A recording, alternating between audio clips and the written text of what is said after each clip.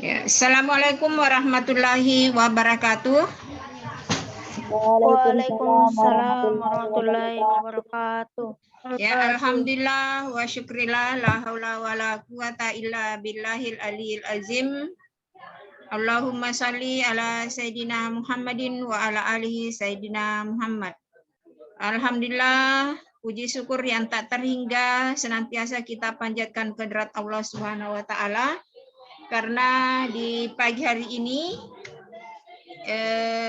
sedianya kita akan laksanakan pembelajaran secara offline langsung di sekolah, tapi berhubung karena ada perpanjangan waktu untuk belajar di rumah sampai tanggal 11, itu disebabkan karena ada kebijakan dari pemerintah tentang memberikan kebijaksanaan teman-teman kalian yang terlambat mudik, yang terlambat pulang kembali ke Parepare. Jangan sampai ada yang masih mudik di kampungnya terhalang oleh transportasi yang sangat padat, sehingga masih dikasih kebijakan, meskipun hari ini adalah jadwal kita untuk pembelajaran, masih dikasih kebijakan untuk belajar di rumah selama 3 hari. Jadi 9 hari ini, 10, 11, 3 hari belajar secara online. Selanjutnya tanggal 12 nantinya itu langsung belajar di sekolah. Tidak ada lagi sesi-sesi. Ya, semuanya harus masuk semua. Jadi untuk hari ini dalam pembelajaran kita sebenarnya tidak pakai sesi untuk Zoom. Tapi saya lihat di sini yang hadir itu cuma berapa orang saja. Hanya 12 orang saja yang hadir. Yang lain ini kemana? Padahal sudah dikasih kebijakan untuk 3 hari ini kita belajar secara online atau secara daring. Sudah menikmati liburan selama 1 bulan full lebih, itu kita sudah dikasih waktu untuk istirahat, untuk beribadah kepada Allah Subhanahu wa taala, untuk libur. Nah, hari ini kita dituntut sebagai seorang siswa, dituntut untuk hadir belajar di sekolah seperti biasa.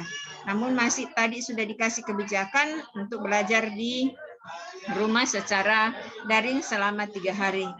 Begitu pula tak lupa kita kirimkan salawat dan taslim kepada junjungan Nabiullah Muhammad SAW.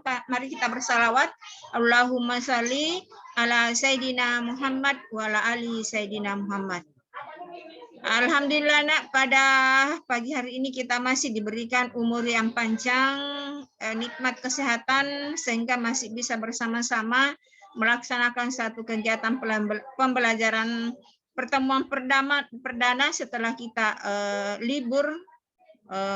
Itu adalah kewajiban kita kembali untuk bisa melaksanakan pembelajaran belajar mengajar secara online. Itu tidak mengurangi semangat kita belajar ya.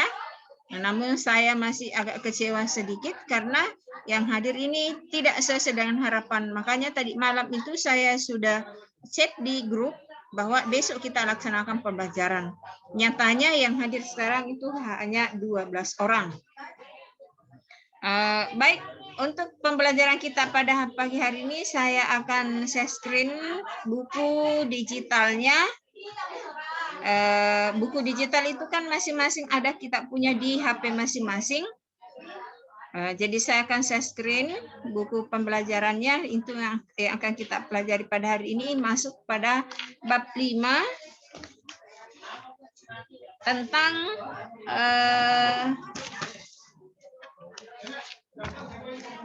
surah yang pertemuan kemarin sebelum libur, ada yang sudah pelajari tentang surah Al-Balad ya? Sesi berapa yang sudah pelajari surah Al-Balad?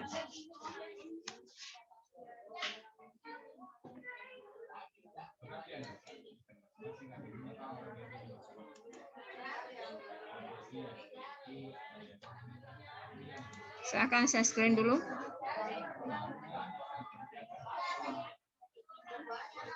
Kelihatan Jina? Coba didengarkan. Kelihatan di bukunya? Halo, dijawab dulu nak. Kelihatan bukunya? Kelihatan ju, Bu. Hah? Kelihatan ju, Bu. Iya, oke. Alhamdulillah, untuk jadi tidak usah ditulis, kan ada di buku digital masing-masing ya. Jadi itu dipelajari nanti. Tinggal saya jelaskan, itulah keuntungannya kita kalau belajar online. Ada pembelajaran langsung kita share atau kita langsung pelajari di bukunya, buku digital yang saya sudah bagikan. Nah, sekarang untuk pagi ini sebenarnya sudah ada yang pernah pelajari di sesinya kandungan surah Al-Balad ayat 1 sampai ayat 10. Ya. Nah, sekarang kita baca dulu surah Al-Balad ayat 1 sampai 10. A'udzu billahi minasy syaithanir rajim. Bismillahirrahmanirrahim.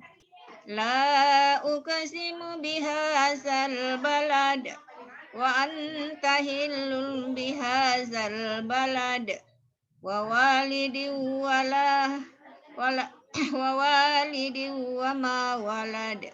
Laqad halaqnal insana fi kabad. Ayahsabu an lam yaqdir alaihi ahad. Yaqulu ahlaktu malan lubada. Ayahsabu an lam yarahu ahad. Alam naj'al lahu ainain wa lisanan wa syafatain wa hadainahu najdain. Ya, itu nanti dibaca ya. Dibaca di bukunya, diulang-ulang kembali. Nah, di sini di buku telah kita lihat bersama bahwa pada surah Al-Balad ayat 1 sampai 10 menjelaskan tentang bagaimana kita sebagai umat manusia memiliki bentuk kesempurnaan tubuh, bentuk kesempurnaan makhluk yang diciptakan yang semula-mulanya dibanding dengan makhluk yang lain. Kita dikasih dua mata, dikasih lidah, dikasih bibir, itu dipergunakan untuk beribadah kepada Allah Subhanahu wa taala. Nah, sekarang kita lihat penjelasan ayat pertama. Penjelasan ayat pertama dalam surah Al-Balad. La uqsimu bihadzal balad, aku benar-benar bersumpah dengan nama kota ini. Sumpah Allah itu yang dijelaskan di sini bersumpah atas nama kota Mekah. Kita tahu bahwa ada dua kota dalam sejarah Islam yang dijamin kesuciannya, itu adalah kota Mekah dan kota Madinah. Nah, di sini di kota Mekah ini merupakan sumpah Allah dengan menyebut nama kota Mekah adalah Ummul Qura dalam keadaan halal bagi orang-orang yang bertempat tinggal di dalamnya untuk mengingat keagungan kedudukan kota Mekah pada saat penduduknya itu melakukan ihram. Karena kita tahu bahwa di kota Mekah itu terletak satu kota suci, kota Haramain, yang dimana manusia berbondong-bondong ke kota Mekah untuk melaksanakan ibadah, terutama ibadah haji, ibadah umrah, dan ibadah-ibadah yang lainnya yang bisa kita laksanakan di kota suci Mekah. Jadi Allah bersumpah atas nama kota Mekah, di mana kota ini diperuntukkan kepada seluruh penduduk untuk menggunakan atau menempati kota Mekah sebagai tempat beribadah. Di samping juga ada kita lihat masyarakatnya berniaga, berdagang, tapi paling afdal untuk kita diberikan kebebasan kepada Allah untuk bertempat tinggal di kota Mekah, untuk menggunakan kota Mekah itu adalah sebagai tempat kita beribadah. Karena di sini ditunjukkan untuk mengingat keagungan dan kedudukan kota Mekah di saat penduduknya sedang melakukan ihram. Ihram itu adalah satu kegiatan ibadah yang dilaksanakan baik pada saat kita umrah maupun haji, yakni mengelilingi Ka'bah sebanyak 7 kali, kemudian dilanjutkan dengan ibadah-ibadah yang lainnya. Selanjutnya pada ayat kedua, wa anta hilul bihadzal balad, artinya dan kamu Muhammad bertempat di kota Mekah ini. Nah, jadi di situ umat Nabi Muhammad SAW beserta dengan umatnya itu diizinkan untuk bertempat tinggal di kota Mekah. Nah, di sini dijelaskan yaitu engkau Muhammad diperbolehkan bagimu melakukan peperangan di dalamnya. Qatadah mengatakan maksudnya engkau boleh tinggal di kota ini tanpa dibebani rasa dosa ataupun halangan. Makna dari apa yang dikatakan oleh mereka sehubungan dengan hal ini memang telah disebutkan dalam hadis yang disepakati oleh kesahihannya dengan beberapa perawi-perawi hadis yang menjamin bahwa kita lihat hadisnya ya. Hadisnya berbunyi inna hasal balada harramahu lahu yaumal halakas samawati wal ard wa huwa haramun bihurmatin lahi ila yaumil qiyamah la yu'da sajarahu wa la yuhtala halam wa innama uhillat li sa'ati min naharin wa qad adat hurmatuha yaumal haramatain bil amsi ala fal yuballik syahidun balak. Artinya sesungguhnya kota ini telah diharamkan atau disucikan oleh Allah di hari Dia menciptakan langit dan bumi. Maka kota ini menjadi kota yang suci karena disucikan oleh Allah Subhanahu wa taala sampai pada hari kiamat nanti. Pepohonannya tidak boleh ditebang dan tetumbuhannya tidak boleh dicabuti. Dan sesungguhnya kota ini dihalalkan bagiku hanya dalam sesaat di siang hari. Kemudian kesuciannya kembali di hari ini sebagaimana kesucian di hari sebelumnya. Ingatlah, hendaklah orang yang hadir menyampaikan berita ini kepada orang yang tidak hadir. Nah, hadis ini menjelaskan bahwa kesucian kota Mekah sebagai satu tempat ibadah dijamin oleh Allah Subhanahu wa taala sejak diciptakannya bumi ini sampai pada hari kiamat nanti. Kota ini adalah sebagai kota tempat beribadah, kota suci yang dijamin oleh Allah Subhanahu wa taala di mana kita sebagai umat Islam itu diwajibkan untuk melaksanakan ibadah di dalamnya. Jadi nanti kalau ada rezekinya anak-anakku baik pada saat rezekinya mau umrah atau haji akan menyaksikan langsung nanti bagaimana keadaan kota Mekah. Tapi setidaknya kalau ada yang sudah pergi umrah, alhamdulillah sudah melihat langsung bahwa ternyata di kota Mekah itu adalah tempatnya Ka'bah ditempatkan, tempat kita pusat beribadah kita sebagai umat Islam itu sudah dijamin kesuciannya oleh Allah Subhanahu wa taala sampai pada hari kiamat nanti sesuai dengan hadis riwayat yang saya bacakan tadi. Nah, selanjutnya pada ayat ketiga, wawalidi wama walada dan demi bapak dan anaknya, maknanya bahwa yang dimaksud adalah umum mencakup orang tua dan anak. Nah, jadi yang boleh beribadah di situ di kota Mekah semuanya, bukan saja terbatas pada orang tua, tetapi baik itu anak-anak maupun orang tua itu diperbolehkan melaksanakan ibadah kepada Allah Subhanahu wa taala. Selanjutnya pada ayat keempat, laqad khalaqnal insana fi kabad, sesungguhnya kami telah menciptakan manusia berada dalam susah payah.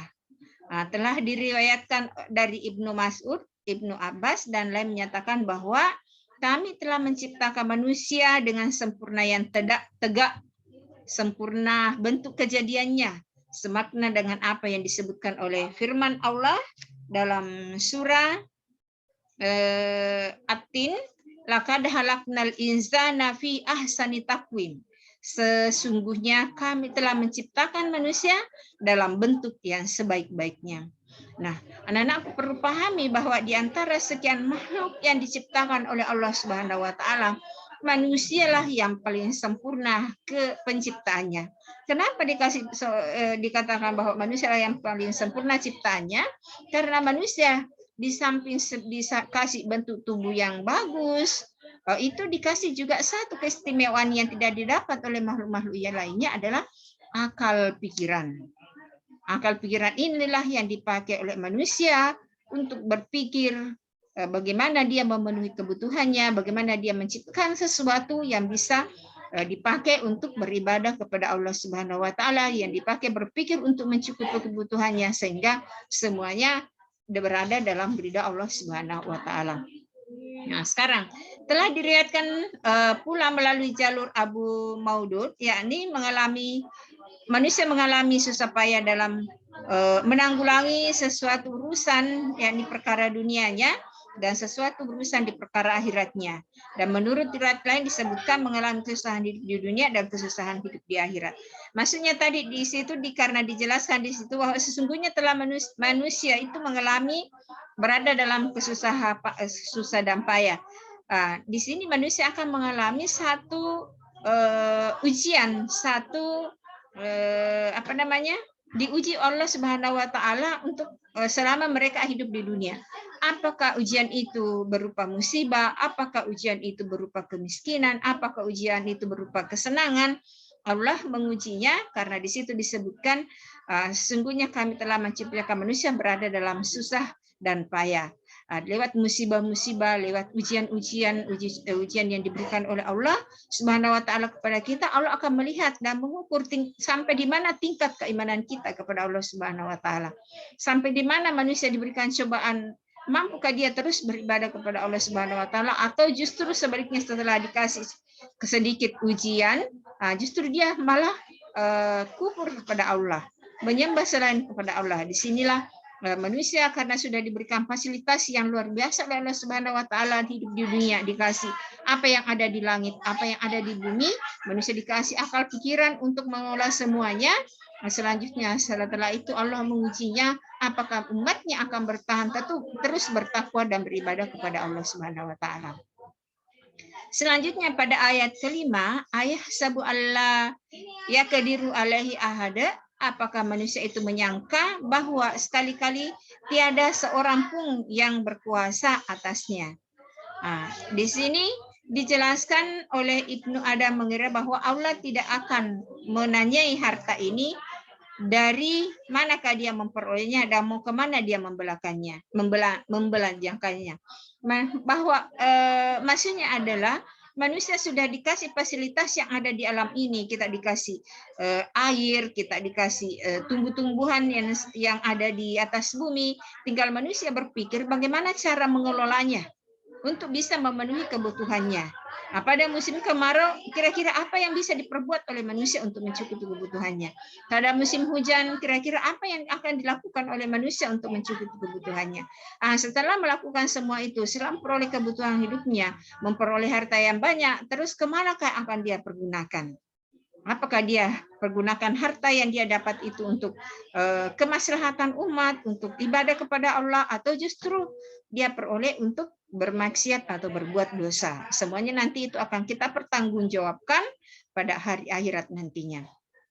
Sama halnya kita, apakah kita dikasih kesempurnaan bentuk tubuh yang sekarang di Ramadan yang lalu ini, bulan suci yang lalu ini, apakah kita gunakan untuk seterusnya berpuasa kepada Allah pada saat malamnya kita melakukan ibadah tarawih, atau hanya pada saat pergi ke masjid setelah sholat bisa keluar main-main teriak-teriak justru mengganggu orang yang melaksanakan ibadah. Itu nanti dipertanggungjawabkan karena Anda itu sudah bisa mengetahui mana yang baik dan mana yang buruk.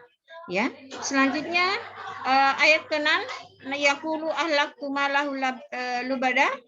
Dia mengatakan aku telah menghabiskan harta yang banyak. Harta yang banyak itu apakah hartanya itu diperolehnya diperoleh itu disumbangkan kepada yang membutuhkan atau bagaimana? Itu nanti pertanggungjawaban di akhirat nanti. Alam naj'alu ainain, bukankah kita telah memberikan kepadanya 2 buah mata? Nah, mata itu digunakan untuk apa? Untuk mengaji atau hanya untuk nonton game saja tiap hari, tidak melaksanakan, tidak mengaji? Nah, itu semua pertanggungjawabannya nanti. Kemudian walisanan, lidah yang digunakan untuk berbicara. Apakah digunakan untuk membaca ayat-ayat suci Al-Quran atau justru menghasut dan menghina orang lain? Itu semua akan kita pertanggungjawabkan. Kemudian wasyafatain, 2 bibir. Bibir ini dipakai untuk berbicara yang sopan, dipakai untuk mengaji, dipakai untuk berdakwah. Semuanya, seluruh anggota tubuh kita nanti itu akhirnya pada hari nanti akan dimintai pertanggungjawaban oleh Allah Subhanahu wa taala. Padahal dalam bulan Ramadan yang lalu kita dikasih ladang untuk memanen pahala, untuk melaksanakan pahala, untuk membuahkan atau melaksanakan ibadah sebanyak-banyaknya. Nah, justru nanti akan kita pertanggungjawabkan tubuh kita, apakah itu digunakan untuk beribadah kepada Allah atau justru sebaliknya. Lebih banyak waktunya main game daripada waktunya untuk belajar. Nah, selanjutnya, wahadainahun najdain, dan kami telah menunjukkan kepadanya dua jalan. Nah, jalan yang manakah itu? Jalan keburukan atau jalan kebaikan. Kalau kita jalan kebaikan berarti kita menuju ke surga. Kalau jalan keburukan itu jalannya menuju ke neraka. Nah, tinggal kita pilih. Kalian kan sudah tahu mana yang baik dan mana yang buruk, mana yang halal dan mana yang haram. Nah, kita sudah mulai sudah mulai balik, dan kalau sudah balik berarti wajib hukumnya untuk kita melaksanakan ibadah, terutama ibadah sholat, ibadah puasa dan lain sebagainya. Nah, di sini dijelaskan pula dalam hadis Nabi, ya ayuhan nas, wahai sekalian manusia, innahuman najadan harain wa najadan sara, artinya sesungguhnya kedua jalan itu jalan kebaikan atau jalan keburukan. Nah, maka apakah yang membuat jalan keburukan itu disukai olehmu daripada jalan kebaikan? Banyak sekali jalan untuk kita menuai kebaikan itu. Nah, berbakti kepada dua orang tua, disuruh sama orang tua itu termasuk jalan menuju kebaikan, jalan untuk menuju surga. Tapi justru sebaliknya, apabila kita disuruh orang tua justru mengomel-ngomel, melukai hati orang tua, itu berarti kita membuka jalan keburukan, jalan menuju ke neraka. Jadi saya harapkan kepada anakku sekalian, masih ada kesempatan yang diberikan oleh Allah Subhanahu wa taala, kita masih diberikan umur yang panjang sampai saat ini, apalagi bulan ini adalah bulan Syawal, masih ada kesempatan yang diberikan oleh Allah untuk melaksanakan puasa selama 6 hari. Namanya puasa Syawal. Puasa Syawal ini pahalanya luar biasa juga. Sama halnya pahalanya kalau kita puasa dalam 1 tahun lamanya. Nah, jadi gunakan waktu ini untuk beribadah kepada Allah. Bisa, pokoknya selama dalam 1 bulan itu, bisa sehari ini puasa, besok tidak lagi, hari ini puasa sampai akhirnya terhitung 6. Tapi kalau mampu 6 hari berturut-turut, ya 6 hari dilaksanakan, tergantung dari kemampuan kalian. Yang penting kalian laksanakan puasa Syawal sebanyak 6 hari. Ini sunat atau wajib? Ini adalah puasa sunat, tapi pahalanya sangat luar biasa. Mumpung kita masih diberikan nikmat kesehatan oleh Allah Subhanahu wa taala, mumpung kita masih diberikan umur yang panjang oleh Allah Subhanahu, diizinkan untuk hidup, tapi diberikan nikmat kesehatan, silakanlah berbuat amal kebaikan. Karena segala bentuk tubuh kita yang sudah diberikan oleh Allah yang sempurna ini, ada 2 mata, ada 2 hidung, ada 2 telinga, ada hidung, ada telinga, itu diberikan oleh Allah untuk kita bisa melaksanakan ibadah dan berbuat baik kepada Allah Subhanahu wa taala. Ibadah yang bagaimana? Ya kalian sekarang sudah tahu, ya. Itu saya kira surah Az-Zumar sudah selesai penjelasannya. Selanjutnya untuk pertemuan di sekolah nantinya, siap-siap untuk ayat selanjutnya, surah nanti dibuka di buku digitalnya, surah Az-Zumar ayat 53. Surah Az-Zumar ayat 53, ya. Nah, itu nanti kita akan pelajari pada pertemuan offline. Itu dilaksanakan, kita membahas lagi surah Az-Zumar. Saya stopkan screen-nya dulu, saya mau cek dulu kehadirannya. Saya absen dulu ya, masih ada waktu 3 menit.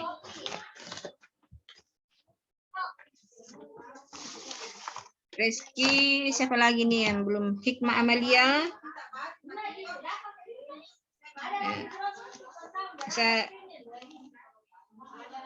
Hikmah Amalia, Alivia Queen. Siapa lagi? Fadila Asura, Abrar, Muhammad Rizki.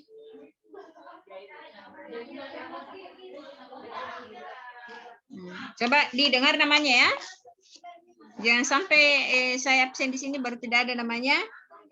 Abrar. Bilang hadir nak, Abrar. Hadir, Bu. Ya, hadir ya. Selanjutnya Aditya Pratama. Hadir, Bu. Hadir. Alipia Queen.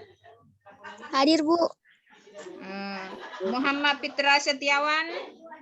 Hadir, Bu. Ya. Ardi Wira Pratama.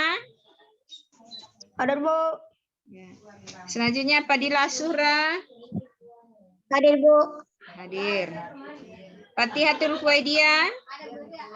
Hadir, Bu. Hadir ya. Hikmah Amalia.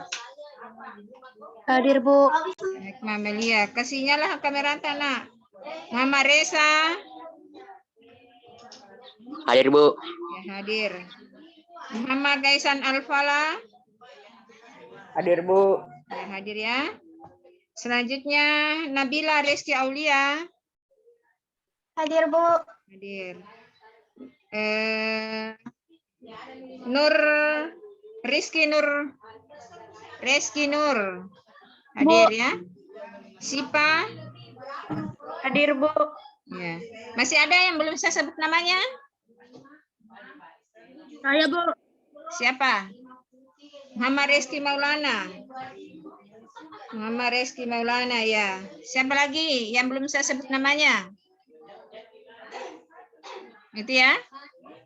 Nah, oke. Karena waktu tinggal 1 menit, jadi itu nak ya. Saya kira pertemuan kita untuk hari ini cukup sekian. Untuk pertemuan berikutnya hanya 3 hari saja saya. Tanggal 12 nanti kembali belajar di sekolah. Kembali belajar di sekolah tanggal 12. Jadi Senin, Selasa, Rabu. 9, 10, 11. Kamis kembali belajar di sekolah seperti biasa. Jangan lagi tidak hadir. Semuanya masuk. Tidak ada lagi sesi-sesi. Ya, oke. Sampai di sini saya akhiri. Assalamualaikum warahmatullahi wabarakatuh. Waalaikumsalam warahmatullahi wabarakatuh. Warahmatullahi wabarakatuh.